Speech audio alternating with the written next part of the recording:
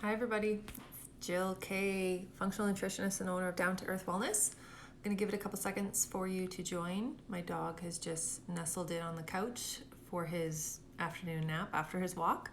So I think we're live. Let's hope we're live. Yeah, I think we're live. Otherwise I'm talking to the wall. Hi. Hello. Hey everybody, so today we're actually going to talk about how to manage stress when we don't have time, when you ain't got no time. Try to keep it short and sweet. Let me know how your morning's going. I guess it's already noon. I have been out picking up my cats at my mom's house, got them to the vet for they had to get haircuts. They're getting the lion's mane haircut this morning because their hair's all matted, their fur's all matted, both of them, which is unusual. So that was an interesting adventure, driving out of town, then back into town with two cats meowing in the car, getting one sedated at the vet because he's vicious when vets try to do stuff to him. So busy morning, but they're both there getting their haircuts. So hopefully they come out looking cool, which they probably won't. They'll look like nincompoops with their funny fur. I might share a picture later on my stories. So that's what I was doing this morning, literally driving around with cats in my car. But anyway, so this video is for you if you feel like stress is a part of your life.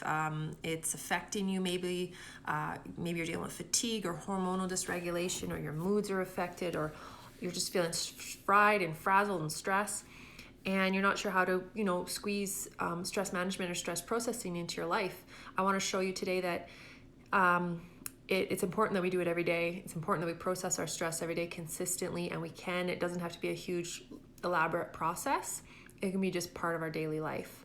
That's awesome. No work today, and you can catch the IG live, but hopefully your finger feels better. It sounds like you've got a cut or an injury on your finger.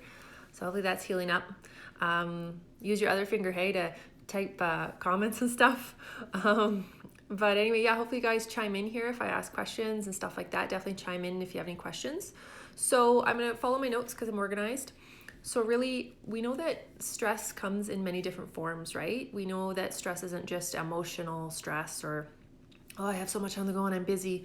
We know that stress actually comes in forms of our diet, our lifestyle, our thoughts, our environment. If we're around a lot of chemicals, if we're putting a ton of chemicals on our skin, if we're over exercising, if we're under exercising, if we're eating a diet that's really high in processed foods, this can all be a stress on the body, which can fill up our body bucket, the barrel in our body, the body burden of stress, and eventually it can overflow, and we could be dealing with fatigue and all sorts of symptoms. So it's really important we're emptying that barrel every day, processing our stress, draining the barrel, and lowering those forms of stress. There's always going to be stress in our life, right? We're always going to have stress. Good stress, bad stress, but we can work on becoming more resilient and strong and doing what we can do that's in our control to process that stress and just become more resilient, right? So the key here is to remember that stress can zap our energy. It taxes the adrenal glands. It can affect our immune system. It totally affects our gut and our moods. It can affect our microbiome. It can affect our weight loss goals. You name it. Our sleep, our cravings, stress. There's a time in our life where it's good to have, some stress. It does keep us resilient and strong. But when we have chronic ongoing stress, that can really take a toll on our health. So we want to really lower that chronic stress and process it the best we can. And let me just make sure I'm following along where I want to be. We need to process it before that barrel overflows. And it's key to move our body. Like if we have chronic stress, we might be living in that fight or flight, sympathetic state where, signs of that are you're feeling anxious, you're shallow breathing, you can't digest well, your mind is racing. It's very, again, shallow breathing. Maybe you're tired but wired, your blood sugar's all over the map. That can be a sign of we're in a mode of stress. Our muscles are tense. That's a sympathetic state. We want to always try to move our body towards the parasympathetic state, the parasympathetic nervous system, rest and digest mode. Deep breaths, relaxation, calm thinking. It's easy to eat and digest because our blood and circulation is going to our stomach and not to our muscles where we're ready for fighting. So primarily we want to be living in that rest and digest parasympathetic state. Our adrenals are happy, our immune system's happy, inflammation is happy. It feels good, right? Like if you ever do Shavasana after yoga, I'm just taking a deep breath. That is a very nice state to be in. That's that nice rest and digest mode. And sometimes it's hard to get there in the middle of the day when we have a lot on the go. So again, I kind of wanted to share signs that you are stressed. We talked about feeling anxious, shallow breathing, all those signs. Let me know too. How do you know when your body's stressed? What do you feel? Do you feel anything else? I know I feel irritable for sure. I crave chocolate. I eventually have energy crashes if that stress is prolonged too long, or I'll get a headache. But what do you feel when you're in a stressed state? I'll give it a sec. Just think about it. So the key here is to share quick hacks daily that you can include in your life to start lowering and processing that stress. And if you want to chime in and share how you know when your body's in stress, definitely in a stressed out state, share below. So again, every day we might have chronic stress, different kinds of stress. The first key I want to share is awareness. Awareness, bringing in your awareness, increasing your awareness of how does my body react when I'm stressed out? What does my body do to tell me that I'm stressed out? What comes up for me? Am I tired? Is my eye getting twitchy? Am I having cravings? What is coming up? How do I know that I'm in stressed out state? And being aware, increasing that awareness like a muscle. Maybe you know when you're a 10 out of 10 for stress, or you know when stress is like, okay, this is okay. I can get through the day. I can process this. I can manage this stress. Getting to know that level of stress that is manageable, that you know a walk is going to help with, or going and get some fresh air, and knowing when that stress is really climbing too high, because at the end of the day your stress is going to zap your energy, and we want you to have more wild energy to do the things you love, and stress is a huge factor that's going to tax your adrenals. So the first tip is bring in awareness every day. Do a check-in with your body and with yourself. How am I doing? How is my breathing? Is it deep or shallow? Is my heart racing? Is that email that I'm answering to, or that big workload at work, or stuff with family, is it stressing me out? Check in with yourself, bring in that awareness and that mindfulness. And then if we can try to daily have these little habits that are part of our life that helps us to lower stress in different ways, then it becomes just part of our routine, right? Where we're not like, oh, I gotta go process my stress, it's 4:00. These little things are part of your daily life. So we're kind of looking at, I guess, emotional stress, because there's other habits that are going to help with the other forms of stress, right? Like dietary stress, we want to bring in anti-inflammatory eating, lots of veggies, balance your blood sugar, really go for a colorful diet. With environmental stress, we want to use greener, cleaner products that are less toxic on our body. We want to have a good working environment with natural light and fresh air. There's all sorts of things we can do in different areas, but with like emotional stress, a busy day, a lot on the go, tons of work, family stuff. We'll talk about that stress, how we're going to tackle that. So one thing you can do is 5 minutes in the morning, 5 minutes at night, or 10 minutes, bookend your day. Bookend it like you do with books, right? So have a small routine in the morning to help you just bring clarity and calmness, to set an intention for your day. If it's 10 deep breaths, or 5 minutes of meditation, or 2 minutes of journaling, or just a nice calm routine of, or like a ritual of making a tea or a coffee in the morning, and having that calmness without being, say, reactive and in a rush and spiking your cortisol first thing in the morning. Do something that brings in the calmness.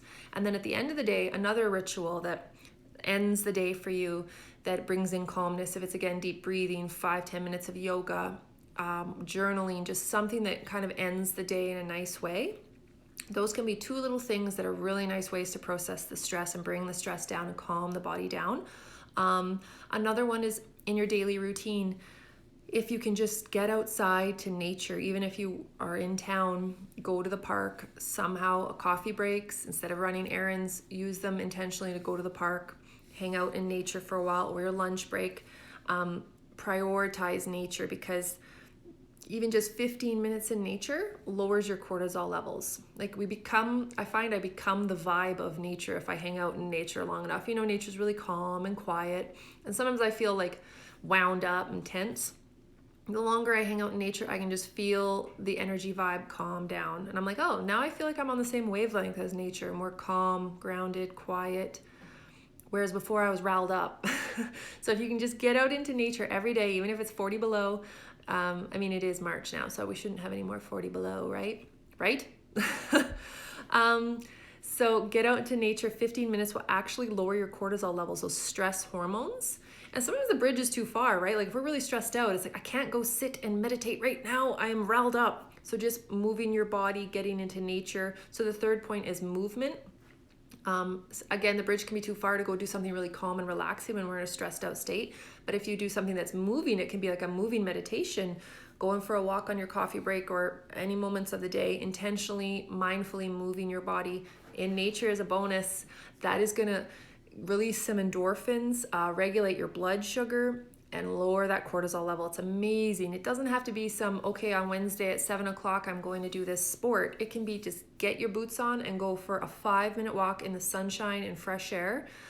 It will make you feel so much better. It doesn't have to be fancy stuff to lower and process stress. It's actually the boring, small, quiet little moments every day that are the game changer. It's not the big thing we're doing on Saturday at 2 p.m. going for that mountain hike. It's the boring shit. And I will swear, it's the boring stuff that will make the biggest difference. But it's boring but magical. So the bookending your day, little rituals in the morning that light you up, that make you feel happy and calm. And hi, thanks everyone for joining. And like you were saying too, Genevieve, is the good, positive people around you. Being mindful of your environment is huge. If you're feeling stressed out chronically, like, are you listening to the news 24/7? It does just repeat itself all day. Are you around people that are negative and complaining, not maybe taking responsibility for their life or whatever, blaming others? Being really mindful of who you surround yourself with, or if you can listen to uplifting podcasts on your car drive or your commute, uplifting, inspiring podcasts rather than the news. If you want to catch up on the news, of course, right? But we can usually catch up in like 5 minutes, but we don't need to listen to it all day. But I find just surrounding yourself with good people, good vibes, good podcasts that are uplifting, or music on your commute, or whatever you're doing. Even I find when I'm doing chores around the house, I turn on a podcast, I listen to music, and it raises that vibe and lowers that stress. So that's a good point I want to add in. So again, nature, even just every day, getting out 5-10 minutes, spread it around the day. If you want to set timers, just get out there in a park, wherever, get grounded and get that cortisol going down. Movement every day. It doesn't have to be elaborate. Going for a walk, it's cheap and affordable. Just get some shoes or boots and go move. It's my favorite kind of exercise. And then one important thing too is mini breaks, like de-stimulation. We tend to be very overstimulated these days. We're always looking at our phones, we have TVs, we have computers. It's very, very stimulating to our poor little brains. And it does raise our stress. It can raise it. Do you find like if you're sitting in front of the computer for too long, you start to get stagnant and restless? I know I do, and I'm like, okay, stress is building up. I need to move my body, change my state of mind. But the destimulation can be really, really important. And I call that rest. And not rest like, okay, I'm going to sleep, but just unstimulating for a while. So when you are going for the walks, when you are hanging out with someone having a coffee or tea, put the phone away. Or just sit there and daydream and take a breather for 5 minutes if you can. Put the phone away, let your brain just, it's not even a word, unstimulate itself a little bit. So if you're at work or you're at home, stare out the window, daydream. Remember we used to do that as kids? We need more of that. Sometimes we just need to do nothing, like do nothing. Lay on the couch and stare at the ceiling because your brain needs a break. And if you want to try other things like deep breathing, stuff like that, that can really help to lower the cortisol levels, like 10 deep breaths, in for 4, hold for 4, out for 4, 10 times will totally bring your stress down. So when you're going throughout your day, again, it doesn't have to be these elaborate, plans. It's just, you squeeze them in throughout the day, right? We're bookending the morning. We're starting with something intentional, deep breathing, meditation, visualization. We're having a cup of tea or a coffee. We're going to have a nice balanced breakfast with protein, fat, and fiber, which is balancing your blood sugar, which is lowering the stress on your body that way. This is just an example of how a day could look. Yes, maybe you have kids and you got to go and you got to run, but you've made that smoothie that is balanced with 20 to 30 grams of protein. So now your blood sugar is balanced, which will help your stress levels because it's not going to screw with your cortisol. When your blood sugar crashes and your cortisol has to bring your blood sugar back up, So your blood sugar and your cortisol are very related. So you've had a nice healthy breakfast and you feel balanced and like focused. Now you're carrying on with your day and you're making yourself take some breaks and step away from the computer or whatever your job is. You're going to take breaks. You're going to drink that water. Maybe squeeze in a cup of tea that's calming, like chamomile or holy basil tea. Holy basil tea brings down the cortisol again. It's very, very calming. Be mindful of your coffee intake. Coffee raises cortisol, can raise anxiety. So be very mindful of coffee if you're dealing with a lot of stress. So these little tiny things each day, they're getting squeezed in, right? And then you take a coffee break, you go for a walk, you go into nature, you do some 10 deep breaths. Boom, you've managed and processed your stress first for the first half of the day. Now you have a lunch. Whatever that lunch might be for you. We've got some veggies, we've got some protein, we've got some healthy fat. Again, balancing that blood sugar. You're drinking some nice water or a tea, or if you thrive on a couple coffees a day, fair enough. It just depends on the person. And then the day carries on. We usually see, energy can kind of dip through the afternoon, but maybe you get out or at lunch for some movement, a walk, whatever you like to do. But get that fresh air, that break, that change from the office setting or the sitting down or whatever the work looks like to something that is relaxing and changing gears, right? We cannot sit in front of the computer for like 6 hours straight. We'll get grumpy and stressed out. and then maybe, talking to friends or doing something social. Just these little things. You're in nature, you're getting fresh air, you're moving your body, just these micro moments each day. Nothing fancy. And then later on in the day, I don't know how the day looks for you, but you're having a healthy dinner. There's always room for some treats. You're having some chocolate after dinner, another relaxing tea, a calming tea. Maybe you're doing some relaxing movement before bed, 10, 15 minutes, like we talked about, bookending the day, yoga, whatever you like. I wouldn't do high intensity right before bed because that can sometimes affect people's sleep and stress hormones. But again, it depends on the person. But just these little daily rituals, they become part of our day, they become our habits, and then we're always managing our stress. We're always processing our stress without even realizing it because these habits are part of our daily routine. So we're not like, oh, gotta go process my stress. I don't know if anyone does that. I do that. But it's just part of your daily life so that stress isn't, climbing so high it's uncontrollable. Or if it does, you have this toolkit of things that you know how to use to go bring it down. Okay, I'm going to go for a walk, or I'm going to take 10 deep breaths, go for a walk, turn on some music, have an Epsom salt bath. I'm going to do all those things and see how I feel to turn that day around. So let me know if this relates or resonates or helps or is giving you some ideas. I just want to go to my last point. I kind of went off on a tangent. And finding tools, not ruminating, worrying. Worrying is the worst for sure. I think too, worrying is a lot of living in the future. And being in the moment is really important. If you can follow your breath, you have control of your day, your life. If you can go back to your breath, you're always present. If you want to meditate, just follow your breath because it's always happening. And when we follow our breath, we can come back into our body and be recentered and ditch our thoughts, our worried thoughts, our busy monkey mind. We can come back to our breath, and then we can conscientiously kind of tell our body, come on, take some deeper breaths. Oh, I am actually breathing very shallow. What do I know?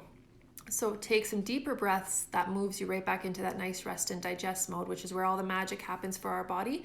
And then when you're more mindful, it's kind of hard to be in a stressed out state when you're also being present and watching your dogs or your kids or your cats play and just being really present. I think it's the small things in life, right, that are the best. And that mindfulness and presence is what will also really, really help to bring that stress down. And another tip was detox your body daily. All the pathways, you're doing it. Some of the things we're talking about, we're detoxing our skin by using good, clean products on our skin. We're detoxing our skin by sweating, by moving our body. We're detoxing our colon by eating a high quality diet with fiber and healthy fats and protein and veggies so that we're going to the bathroom every day. Detoxing that colon. Again, these are different forms of stress. I'm not going to dive into all of them. Like we talked about, there are different forms of stress, but we're really trying to, process the emotional stress building up throughout the day. The other pathways are the urinary system. So you're drinking lots of water, good filtered water or good drinks, tasty drinks that are, not too high in sugar or caffeine. So we're detoxing in those ways. And then what are the other ways? Our liver's detoxifying every day because we're eating good foods in moderation, always room for moderation. And lastly, we're detoxing our thoughts. That's a good detox pathway we always have to talk about, because thoughts swirl around, they create chemical cascades, they affect our body. So detoxing our thoughts, talking about stuff, writing about it, journaling, whatever works to detox your thoughts. Very, very important part.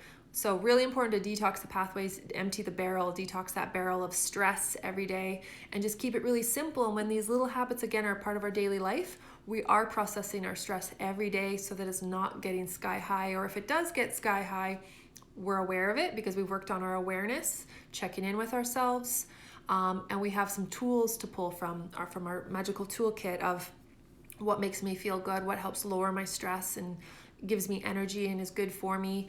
We've got lots of ideas, but then when it comes to day-to-day life, just squeezing in small moments, micro moments of movement, of nature, of morning, evening routines, mini breaks to de-stimulate that brain, rest a little bit. Those will make all the difference. Have I missed anything? What do you guys think? Any other suggestions on how we can basically manage stress when we ain't got no time?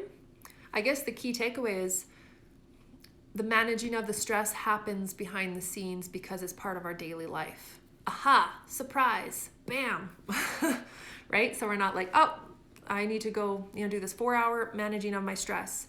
It is always happening because it's part of your life. And to have a good person to talk to, totally, that's a good comment there. Having good friends or good people around you is super important when you're having a bad day to share stuff.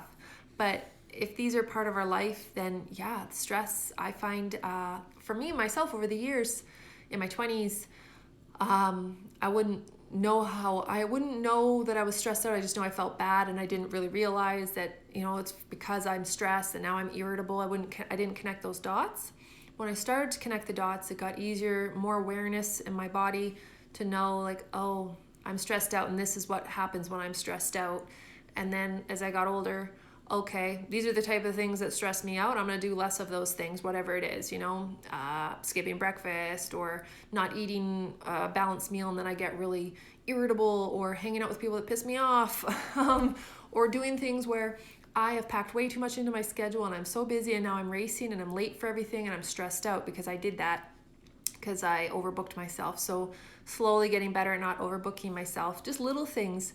But then as time has gone on, I've gotten better at understanding where my stress levels are at, checking in with myself, even cyclically, if that's the word, cyclically, every month with the cycle, our monthly cycle, understanding how stress levels can change then and moods can change then, and maybe designing my days a little bit more intentionally depending on what's going on there, and how I'm going to feel. If I'm more irritable or tired, I might do things differently that week, and just like as time has gone on now, for me, I'm just sharing like my story. I might, I'm just tuned in more to know what my body's telling me, like if I'm stressed out, and then what things help with it. I have a toolkit I like, and usually those things really work and they really, really help. And those are the things I pull from, like the things I was sharing today: nature, walks, baths, journaling. I have all these things I lean into now, talking to people, that I feel like, okay,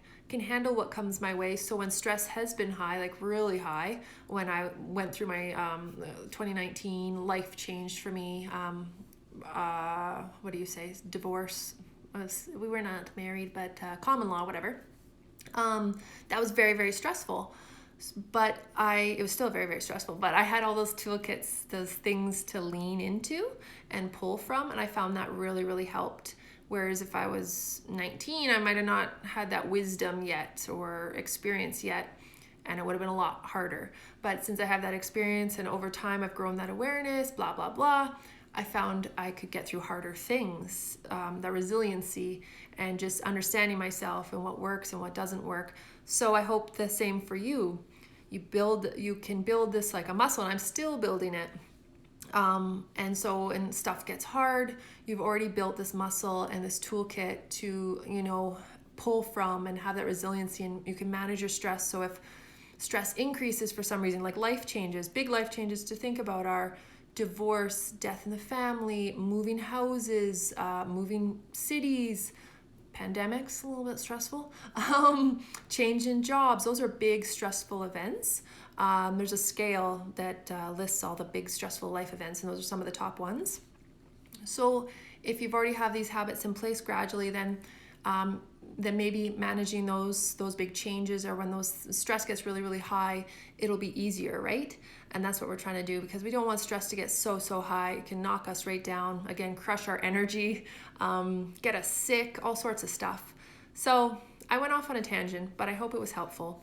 I just really want you guys to have some key takeaways here that, yeah, we can daily manage our stress, process our stress. It doesn't have to be, complicated, just part of our day. And having too much change in the same time can be totally a trigger for like even just a stress overload, burnout, whatever that looks like for some people, panic attacks, anxiety attacks, nervous breakdowns, fatigue, especially if there's like all those massive life changes. So I had a couple of those life changes, obviously, and everything's good now, and it was even good then. It was still lots of good, and it's funny how things can be really bad but still good. You can have both at the same time. So that's what it was. It was good and it was hard. But I had multiple changes. It was too much change at the same time, and that really increased the stress levels. And if I hadn't had my pillars of things to lean on and to anchor into, the journaling, the nature, the this, the that, it would have been overwhelming. But luckily I had those things, and it really, really helped. The tea, the sunshine. I think I went to Costa Rica in 2020 in like February. That was amazing. Very smart decision. Sunshine, ocean. So like all those things really, really helped. So that's kind of what I wanted to share. What do you guys think? Is this helpful? Do you feel like incorporating some daily habits just so they're part of your day will help with processing your stress or keeping stress down? Or do you want to share what is your stress level at right now on a scale of 1 to 10? Think about that, or check in with your body. How is your stress doing? And what is something you can start incorporating into your day that can be part of your daily routine, even habit stacking? If you already do one thing in the morning, add this little thing to it and stack it on top of your other habits. That's a great way to add a new habit. So that's what I'll leave you with. I feel like I went down some rabbit holes, but that's what happens when you're on IG Live, right? I hope today's video was helpful, and thank you for joining me. Thanks for always catching the live videos. I really appreciate that, and for chiming in.